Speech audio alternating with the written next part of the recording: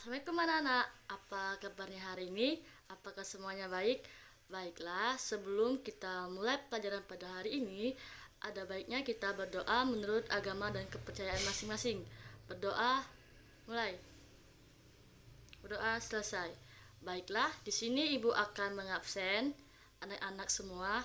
Apakah semua sudah hadir? Alhamdulillah jika sudah semua hadir. Baiklah, yang pertama, Haikal ada, Lucy ada, Rika ada. Oh, berarti hari ini semua hadir semua ya. Eh, Baiklah, pada pertemuan kali ini Ibu akan membahas tentang tema 5 ekosistem, subtema 1 komponen-komponen ekosistem, dan pembelajaran ke-1.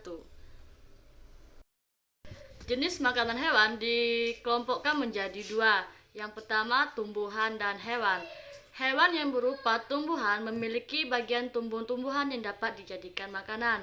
Hanya ada hewan yang memakan daun tumbuhan, ada pula hewan hanya memakan batang dan buah.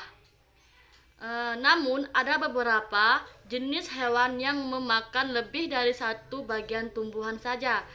Bagian tumbuhan dijadikan makanan tumbuhan hewan adalah daun hewan tersebut seperti ulat. Rusa dan zebra merupakan contoh beberapa hewan yang memakan daun. Tetapi ada salah satu hewan yang memakan batang tumbuhan seperti panda dan sapi.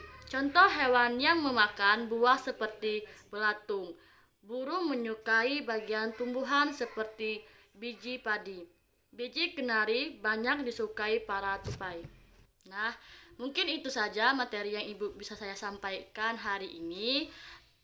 Nah, apakah anak-anak semua sudah tahu apa itu ekosistem? Oh, belum ada. Nah, baiklah, di sini Ibu akan bahas tentang ekosistem. Eh, Lingkungan adalah segala sesuatu yang berada di sekitar makhluk hidup. Lingkungan dibagi menjadi dua, yaitu yang pertama biotik, bagian yang hidup, yang terdiri atas tumbuhan, hewan, dan makhluk lainnya. Yang kedua itu abiotik, bagian tak hidup, yang terdiri atas cahaya matahari, air, udara, dan tanah. Cahaya matahari dapat menghangatkan udara, air, dan tanah agar mencapai suhu yang sesuai kebutuhan makhluk hidup. Cahaya matahari juga membantu tumbuhan membuat makanan, air, dan tanah merupakan bagian penting dari sebuah lingkungan. Bagian hidup dan tak hidup di sebuah lingkungan saling berinteraksi dan saling bergantung satu sama lain. Jadi, ekosistem adalah interaksi antara makhluk dan benda-benda tak hidup di sebuah lingkungan. Ekosistem terdiri atas yang pertama, individu adalah makhluk hidup. Contohnya itu seekor kambing, burung, dan pohon cemara. Tempat tinggal disebut dengan habitat. Yang kedua itu populasi adalah kumpulan individu yang sejenis yang menempati suatu daerah tertentu. Contohnya itu di sebuah kolam terdapat sebuah populasi ikan, populasi tumbuhan, dan populasi teratai.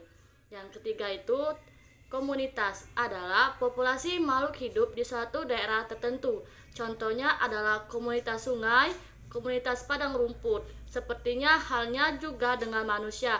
Tidak untuk menambah energi, akan tetapi hewan mempunyai jenis makanan yang tertentu, baik berupa tumbuhan maupun hewan lainnya.